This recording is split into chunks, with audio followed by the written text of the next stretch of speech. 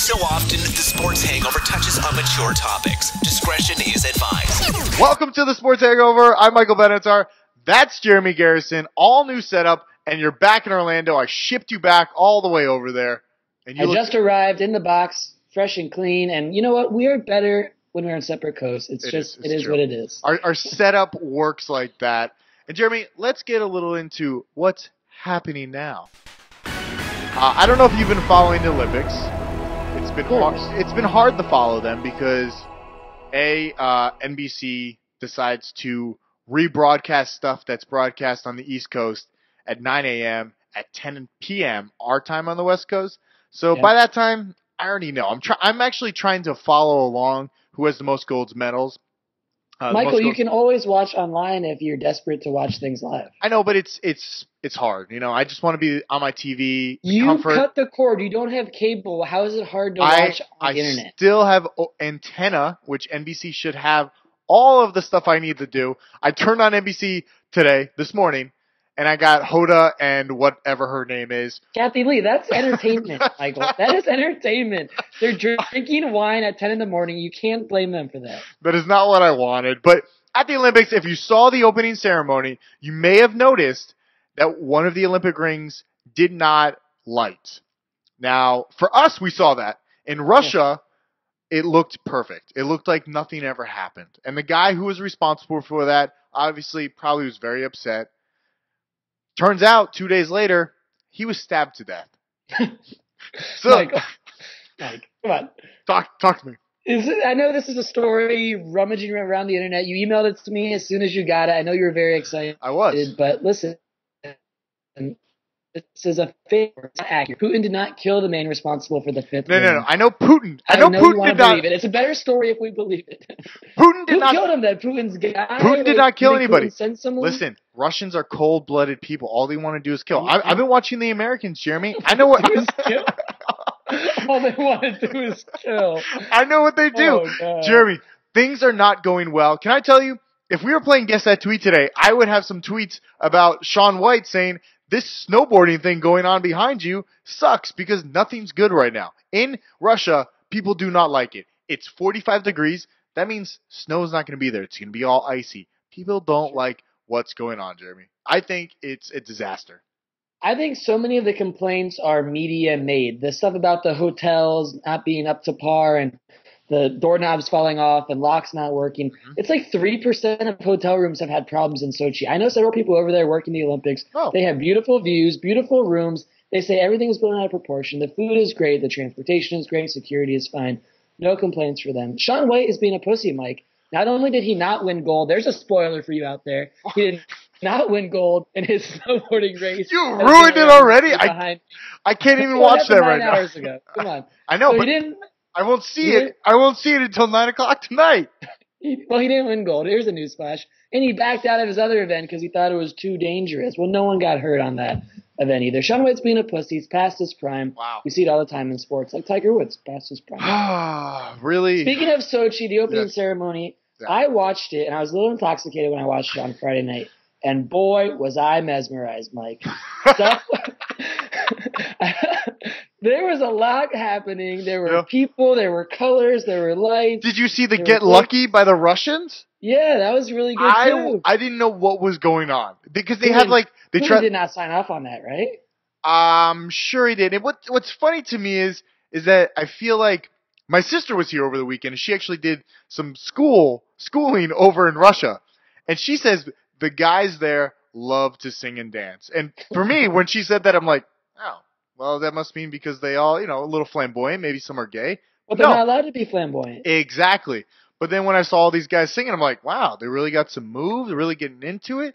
Very interesting stuff going on over there, Jeremy. That was like the police choir? Is that what that was? Yes, it was a police choir. We need more police choirs in the U.S., I think. Yeah. Fat guys eating the donuts, dancing around. All right, let's get into the sexy, slutty, skanky story of the week. Time to dig up the dirty stories. This might throw you off a little bit, but I'm going to talk about Michael Sam. The Missouri, what position does he play again? Defensive end. He'll play linebacker in the pros. Jeremy, I saw this, and I'm like, oh, no big deal, gay guy. Then I turn on the TV, and obviously I cut the cord. It's not TV, but it's some sort of my form of TV. All it is Michael Sam be like, I am a gay football player. I honestly don't care. I feel like they're talking about like an alien came down from another planet and started playing football. It doesn't make any sense to me. He's the same as you and me, I know. but he plays football and happens to like a different type of sex to have sex with. It's so amazing the disconnect in this entire country in the United States between young people like us and the older generation. And I don't know where the line is, if it's 30 years old or 40 years old or where that line falls. Probably a little around 30. I mean, I'm pushing 30 here, Jeremy. Oh, boy. But there's this disconnect, and we are all okay with this. Who cares if he's gay? If he's a good football player, I want him on my team. If he's a bad football player, I don't want him on my team. I don't care who he likes or what he does in his off time. Did you see those anonymous, like, Sports Illustrated quotes by GMs or whatever? It's horrible. It's horrible. But that's the thing. That's the other aspect of this is I don't think those GMs are necessarily being not truthful. I think in an NFL locker room, the culture is not the same as it is between me and you and our buddies and our college friends and whatever else. It's not the same thing. I would accept a gay person in my life. I don't think an NFL person would. As a lover or just as a friend? No, as a friend. An acquaintance. I think it was. What do you think, though? An NFL locker room, it's going to be tough, right?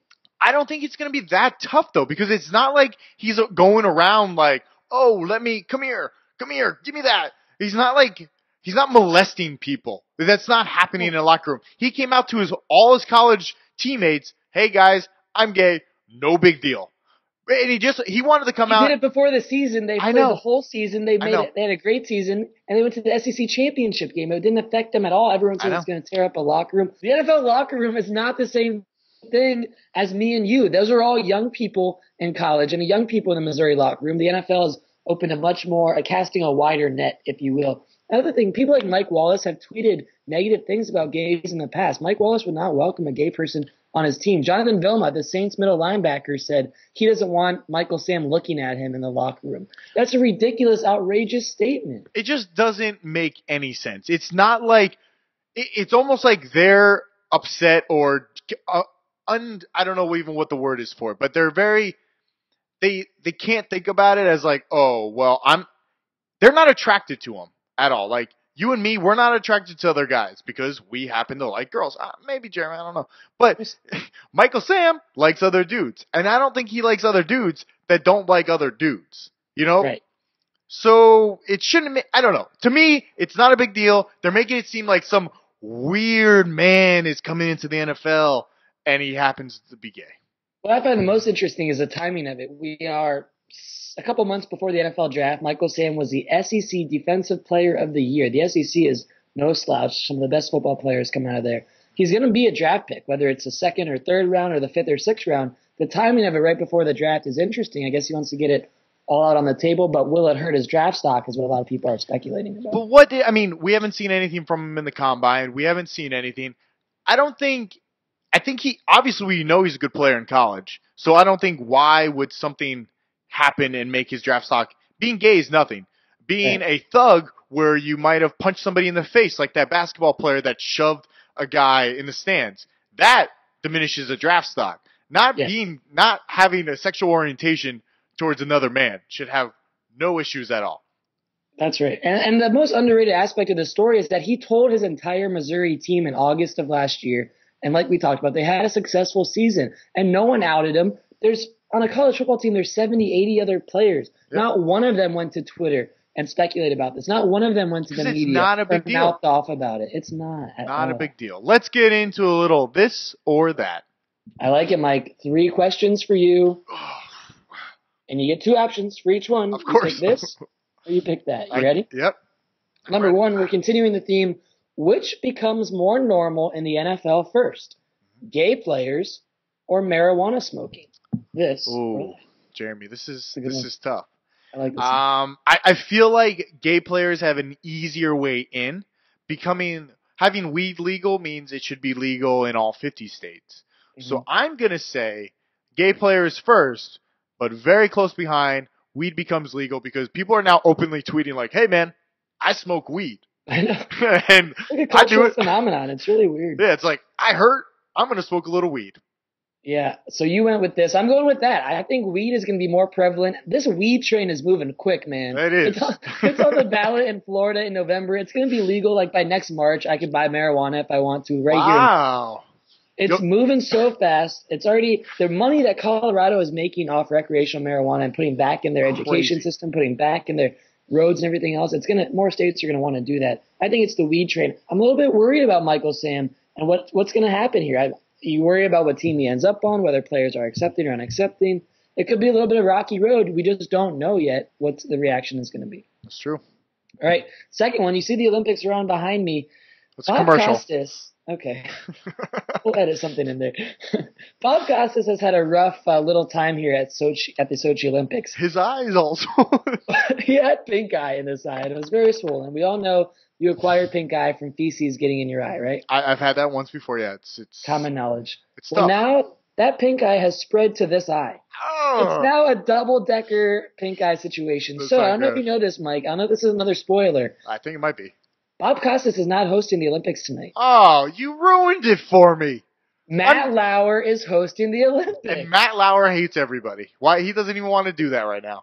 What do you have against Matt Lauer? I like Matt. But the thing is, Bob Costas lives for the Olympics. He's Mr. Olympics. Here's my question. This or that, do you want bad Bob Costas with two bad eyes or good Matt Lauer hosting your Olympics? Now, I haven't seen Matt Lauer yet. I do like his personality on air. Sometimes I hear weird things about him off air, but I don't know how that guy could be mean. But Bob Costas is a little bit too like, and here we have this. Matt Lauer is more of like, hey man, here are the Olympics. So, I have to see how it goes tonight, and I'll report back next week and see which one I liked a little more. But for right now, I'll go with Matt Lauer because he's the wild card. I like it. You went that. I'm going this. Bob Costas is the man. He's not sick. He's not coughing up a lung. He doesn't have the flu. It's just an eye problem. He can shut both his eyes and host the Olympics for all I care. He can't see. After, like, when your eyes are like this, you can't see. Bob Costas is a storyteller. He can just tell stories. He doesn't need to read scripts. He doesn't need to read the teleprompter. He can just recite stories about past Olympics. And I'll still tune in. I'll still watch. Okay. All right, my final this or that for you. The Cleveland Browns fired their GM and president today. Wait, who was their GM? Was it the guy that was on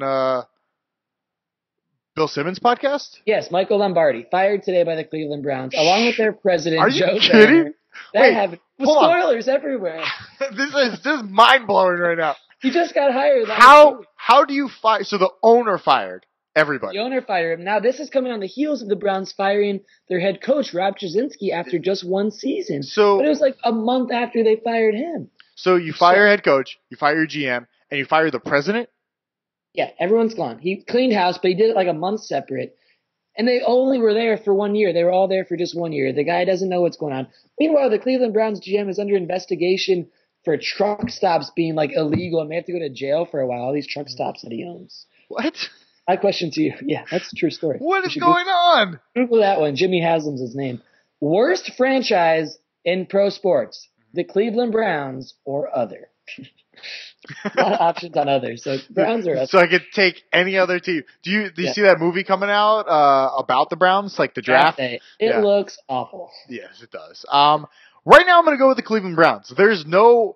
Honestly, you have to keep a GM there a little bit longer than a year to help rebuild. He got rid of Trent Richardson, which was probably a good thing. He has, what's his name? Gordon. And he has the Cameron, too, the tight end. Cameron, that's right. Yeah. No quarterback. They're going to get Johnny Manziel. Yeah, no quarterback. But listen, it could be worse. So right now, they have a few good guys. You're going other. No. I'm going to go with the Browns. But you're still going Browns. There's no one else worse. It could be worse, but no one else has it worse. So it is the Browns. By the way, the people who decided to make a movie about the Cleveland Browns need to lose their jobs. Well, every single one of them. I guarantee the Browns probably were paid for that, and they're like, well, we'll take the money. But like, what movie studio said, yeah, let's make a movie about the Browns and we'll put big stars in, people come and watch it? No one's watching it. They probably were like, oh, we'll make a movie about the NFL. The Browns were the only ones to sell the rights. Maybe that's what it is. Yeah, still the worst franchise in NFL. Well, I could also put the Bucs there for right now, but the Bucs are on the way up. I'm going with the Browns. I'm with you. We finally agree on one. The Browns are the worst franchise in all of sports, despite Gordon, despite Jordan, Cameron. Gordon and Jordan, and yes. And That's bad. Manziel's going to end up there, but they'll probably screw that up too. So the Browns are the worst organization. All right, let's get one for the Honeys. Jeremy, all this gay talk has got everybody. We're all excited about it. Yes. I'm going to tell you guys how to make a gay Russian a drink. Oh my God. You left out the drink there. Yeah, it's for dramatic. It's very A dramatic. gay Russian. Okay, Wow. so this is what I'm going to need you to do, Jeremy. Step 1. You need to freeze different colors of Kool-Aid in an ice tray. Okay? Okay. And then once those are frozen, pour it into a little cup. Add a little Sprite. Good. Only a little bit of Sprite. And then pour all the vodka in. And that is a gay Russian drink. It's a gay Russian. Not a white Russian, a gay Russian. A gay Russian. I like that, Mike. I like the gay Russian drink better than the gay Russian. I don't think they make many gay Russians. No. That's why I said gay Russian drink. Right. Russians, I think, are executed if they're gay. That's a sad thing. Something like that. I like the sounds of this drink. I don't know what that makes me, but I like Sprite and fruity things, and the vodka will go down easy. I will definitely put a picture up as we're talking about it, but it looks delicious. I'm a little disappointed we didn't prepare for this. We should have some gay Russians right now with us. Yeah, it's a lot of prep. You got to freeze We the bring in the Kool-Aid. gay Russian. We bring that in. I'm sure you got a few in your bedroom waiting for you, Jerry. Oh my God! All right, Sochi Olympics. if you want to help us grow the show, go to patreon.com/the Sports Hangover. Gay Russians, figure skating, they're gay. Also, go to thesportshangover.com or youtube.com/the Sports Hangover. Subscribe to our show, and if we don't get molested or abused, we'll be back next week.